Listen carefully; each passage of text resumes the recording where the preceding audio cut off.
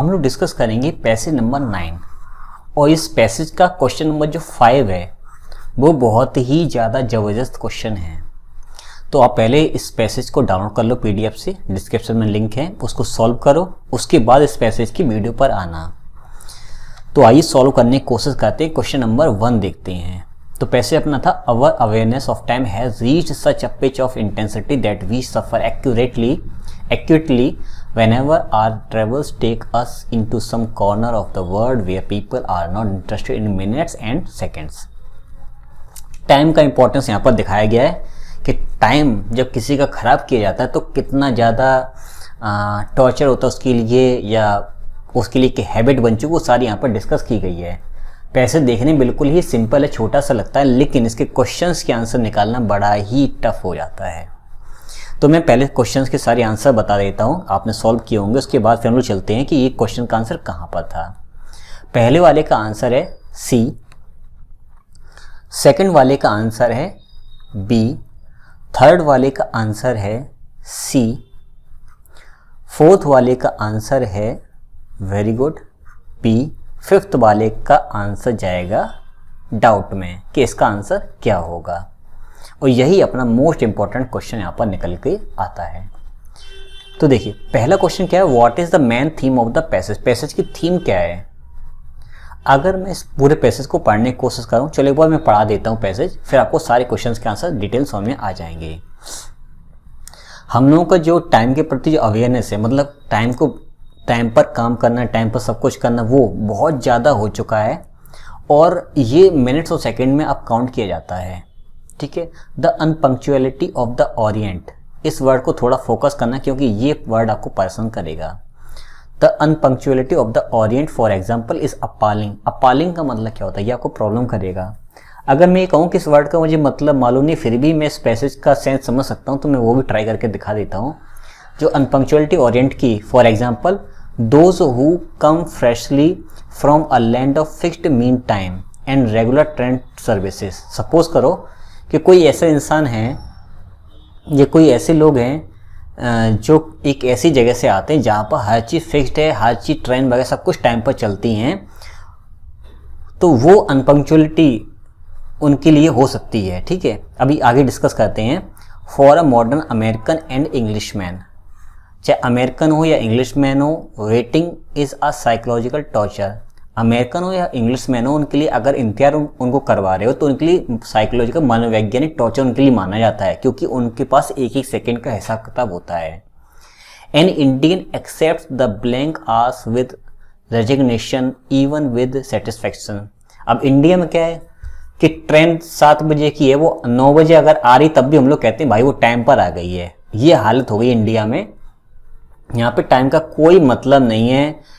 आज वाली ट्रेन 2 दिन बाद आ रही है, ये हालत हो जाती है। सर्दियों में तो तारीफ करने के लिए शब्द ही नहीं है अपनी इंडिया में। इतनी बड़ी जगह है, इतने ज़्यादा पॉपुलेशन नंबर 2 पर इंडिया रैंक करता है और 35% यहाँ पर यूथ है, फिर भी उसके बाद ये हालत है। खैर, तो यहाँ पर साफ साफ लिखा हुआ कि इंडिया में तो घंटों बीते आते हैं, दिन बीते आते हैं, फिर भी आदमी संतुष्ट होता है, चलो ठीक है आ तो गई कम से कम, अब तो ये हालत हो गई है। खैर, he has not lost the fine art of doing nothing। अब यहाँ पर क्या है कि खाली बैठने भी एक कला है, तो वो सीख गया है आदमी इंडिया का। ठीक है। Our notion of time as a collection of minutes, each of which must be filled with some business or amusement। अब आज का टाइम क्या हो गया है कि आज हम लोग एक ही मिनट पर या तो कोई बिजनेस का काम करते हैं, अर्निंग का, या फिर मनोरंजन करते हैं। Is wholly alien to the Greek. और ये बड़ी अजीब होता है।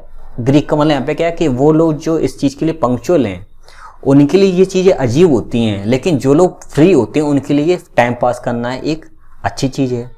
For the man who lives in pre industrial world, वे लोग जो आज के टाइम जो बिजी वाला शेड्यूल, इसके पहले के जो थे, time moves at a slow and easy pace. तो उस समय के लोगों के समय का कोई महत्व नहीं था ज़्यादा, वो आराम सारे काम करते थे, सब कुछ टाइम पर हो जाता था, मतलब कोई टाइम की बाउंडेशन नहीं थी। For the good reason that he has not been made conscious of the existence of minutes. और उस समय के लोगों के लिए मिनट वगैरह कोई शब्द एग्जिस्ट नहीं करता था, बस वो अपने काम करते थे। तो बेसिकली इस पैसेज का मेन थीम क्या है? प्री इंडस्ट्रियल वर्ल्ड के बारे में बात करना नहीं, ग्रीक कॉन्सेप्ट ऑफ टाइम के बारे में नहीं, अवेयरनेस ऑफ टाइम के बारे में बात कर रहे थे। हाँ, यही अपना राइट आंसर है। Orientals are alien to. Orientals का मतलब वे लोग जो समय को महत्व देते हैं। तो उसका आंसर क्या था? Notion of time as a collection of words, मतलब वो एक एक मिनट का टाइम रखते थे, उसका ख्याल कि कौन सा काम कैसे करना है। A person belongs to pre industrial world, जो आज के समय के जो पहले के लोग थे वो कैसे थे? तो know the unity of time नहीं, know how to derive happiness by making of time carefully, समय का कैसे सही उपयोग किया ताकि हमें उससे खुशी मिले, इसके बारे में बात नहीं हुई। Does not care about each minute, minute के बारे में सोचते ही नहीं थे। बिल्कुल सही आंसर अपना ये है। ऑथर के अनुसार कौन सी बात सही है? ओरिएंटल्स आर पंक्चुअल, वहां पर क्या लिखा था? अनपंक्चुअलिटी। क्या लिखा हुआ? ये अनपंक्चुअलिटी ऑफ द ओरिएंट, इसका मतलब ये वाला ऑप्शन गलत है। अमेरिकन्स और द इंग्लिश आर पंक्चुअल। अब देखो यहाँ पर अमेरिकन और इंग्लिश मैन के बारे में बात की गई, वो टॉर्चर अगर उनको वेट करवा रहे हो तो इसका मतलब वो पंक्चुअल हैं। राइट आंसर आपका बी है। The Greek and the orientals are very punctual, देखो फिर से आ गया, ये पंक्चुअल नहीं थे तो ये ऑप्शन गलत हो गया। Indians are very punctual, Indian में तो ये है कि कल की ट्रेन 2 दिन बाद आ रही है, अब ये हालत यहाँ पर है, जो कि एग्जाम्पल तौर पर लिखा भी है, तो ये वाला ऑप्शन गलत है। अब यहाँ पर ये कहा जा रहा है कि ओरिएंट का मतलब क्या है। अब यहाँ पर ओरिएंट के बेस पर अगर आपके मन में जो क्वेश्चन आ रहा होगा कि सर इसका आंसर या तो सी होगा या इसका आंसर डी होगा, सी और डी में कन्फ्यूज़न होगा ज़्यादातर लोगों का, क्योंकि चाइना के बारे में कहीं बात हुई नहीं, जापान के बारे में कहीं बात हुई नहीं, तो ए और बी तो यहाँ ऑप्शन से चला गया है। लेकिन मैं बता देना चाहता हूँ, आपका राइट आंसर जो है वो आंसर ए है। अब आपका दिमाग घूम गया होगा, क्योंकि आप कहोगे सर चाइना और जापान बहुत या टेक्नोलॉजी आगे हैं तो ये तो पंक्चुअल है बहुत ज़्यादा। ये आपकी सोच है, इस पैसेज में कहीं भी डिस्क्राइब नहीं किया इस बात को, ध्यान से सुनना। जापान और चाइना, इन दो के बारे में पैसेज में कहीं पर भी बात नहीं हुई है। यहाँ पर अमेरिकन और इंग्लिश मैन के बारे में बात हुई है, तो यहाँ पर इंग्लैंड आ गया, इंग्लैंड कौन? इंग्लिश मैन, तो ये तो पंक्चुअल थे। अब जापान थे नहीं, उससे हमें कोई मतलब ही नहीं फिलहाल, तो ये ऑप्शन ठीक है, क्योंकि आधा ही सही है आधा गलत है। अमेरिकन अलोन, केवल अमेरिकन नहीं इंग्लिश मैन भी थे, तो ये ऑप्शन गलत है। इंग्लैंड और अमेरिकन ये पंक्चुअल थे, जबकि ओरिएंटल तो अनपंक्चुअल थे, है ना। तो चाइना और जापान के बारे में कोई बातचीत नहीं हुई है, ये हमें यहाँ से ऑप्शन को एलिमिनेट करके देखना था। फिर से सुन लो, भले ही आपको ये मालूम है कि चाइना और जापान काफ़ी ज़्यादा पंक्चुअल हैं, लेकिन इस पैसेज में ये कहा गया है कि रावण ने राम को मारा। इस पैसेज में कुछ ऐसा बोला जा रहा है कि रावण ने राम को मारा, लेकिन आप ये कहो सर राम ने रावण को मारा था, ये आपको मालूम है, लेकिन पैसेज का कॉन्टेक्स्ट कुछ ऐसा बोल रहा है जो कि अधूरा है पूरा, उस समय कोई मतलब नहीं है, उस समय कोई मतलब नहीं है। इसलिए मैंने पहले पैसेज में बोला था कि आपको पैसेज के अंदर रहना, पैसेज के बाहर नहीं निकलना है।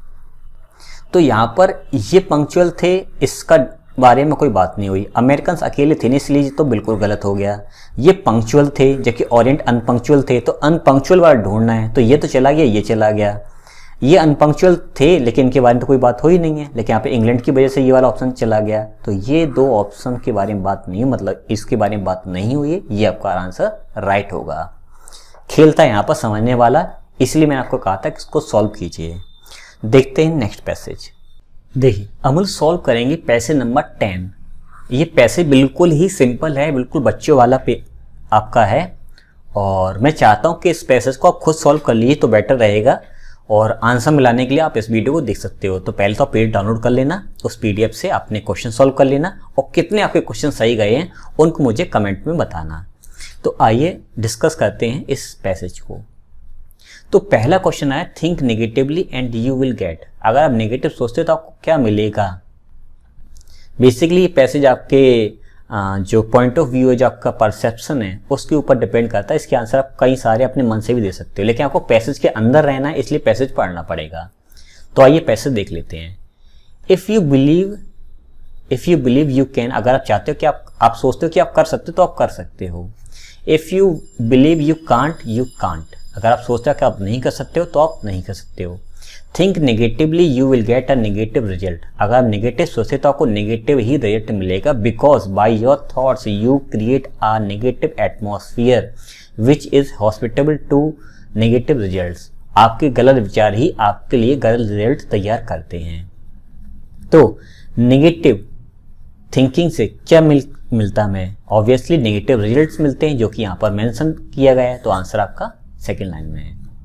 Third, if you want to cultivate positive thinking, अगर आप पॉजिटिव थिंकिंग डालना चाहते हो तो आपको क्या मिलेगा और वो कैसे होगा? ऑन द कंट्रेरी, जबकि दूसरी तरफ, think positively you and you create a positive atmosphere which makes positive result certainty to cultivate positive thinking.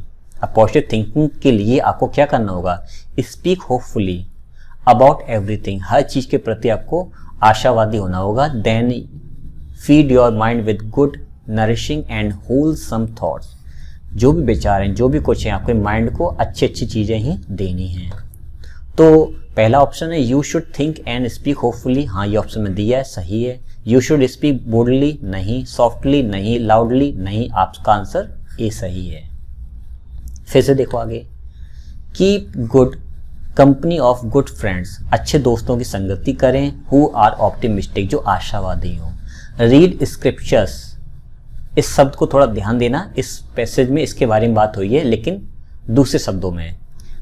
Read scriptures which will cast away your negative thoughts, अच्छी अच्छी चीज़ें पढ़ें।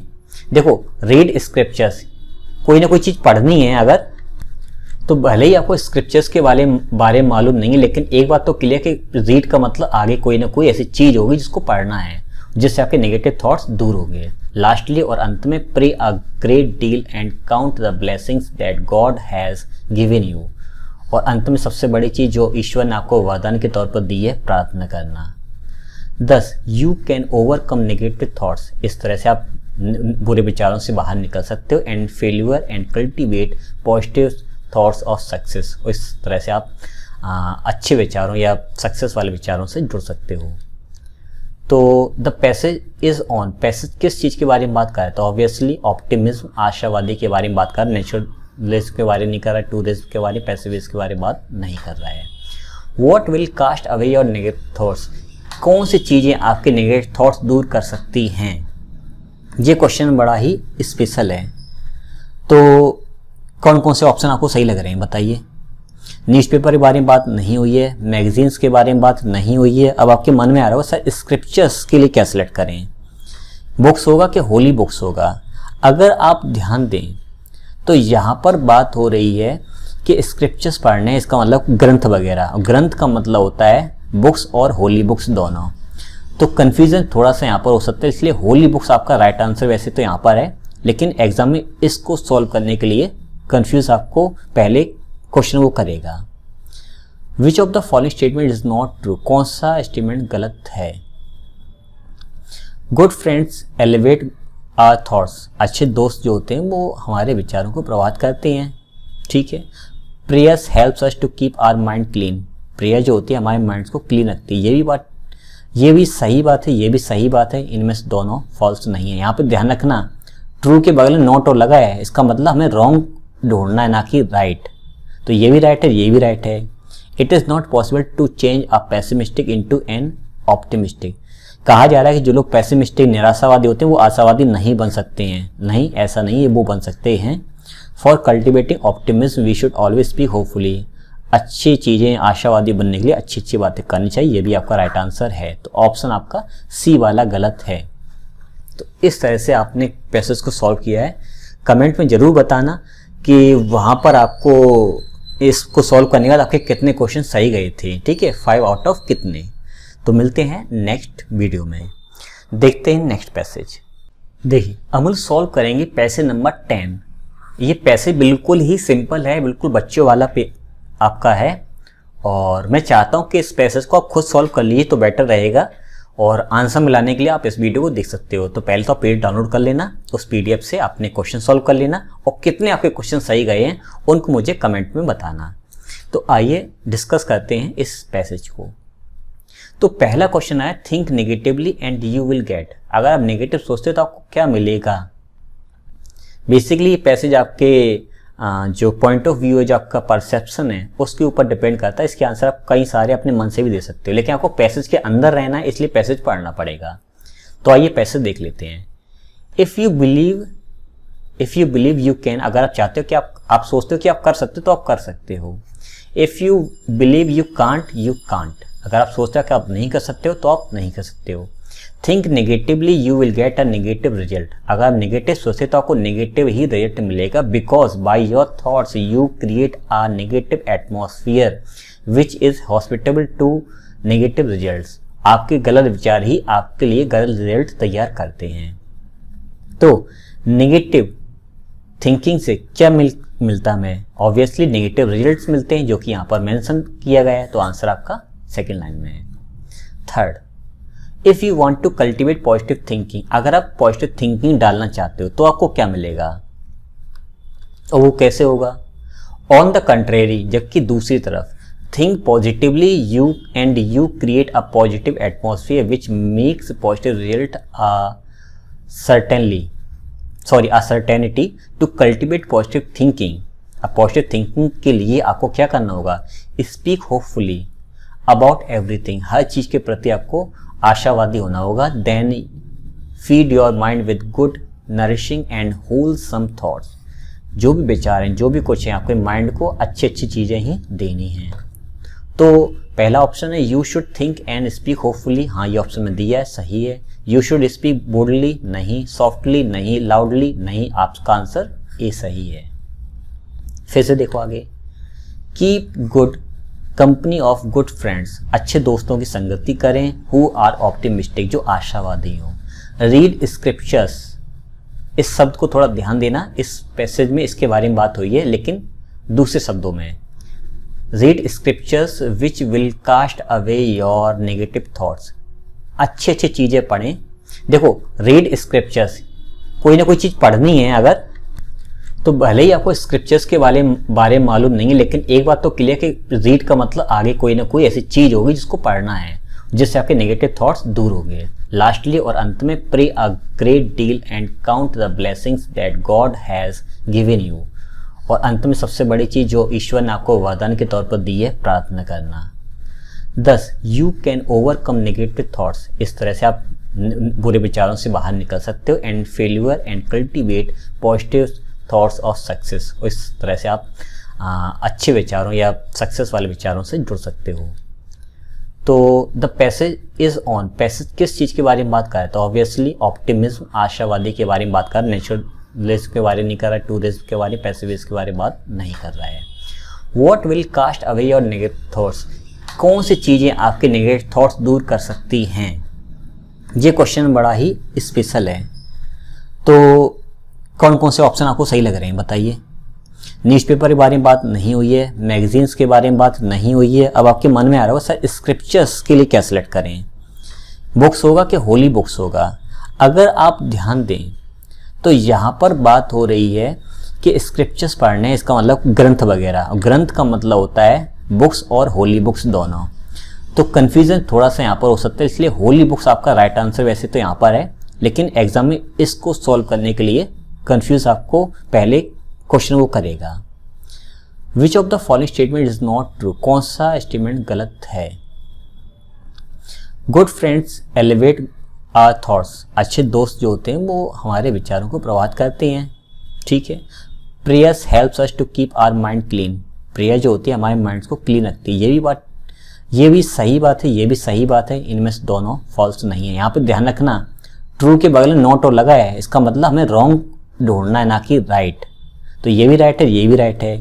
It is not possible to change a pessimistic into an optimistic, कहा जा रहा है कि जो लोग पेसिमिस्टिक निराशावादी होते हैं वो आशावादी नहीं बन सकते हैं। नहीं, ऐसा नहीं है, वो बन सकते हैं। For cultivating optimism we should always speak hopefully, अच्छी चीज़ें, आशावादी बनने के लिए अच्छी अच्छी बातें करनी चाहिए। ये भी आपका राइट आंसर है। तो ऑप्शन आपका सी वाला गलत है। तो इस तरह से आपने पैसेज को सॉल्व किया है। कमेंट में ज़रूर बताना कि वहाँ पर आपको इसको सॉल्व करने के बाद आपके कितने क्वेश्चन सही गए थे, ठीक है, 5 आउट ऑफ कितने। तो मिलते हैं नेक्स्ट वीडियो में।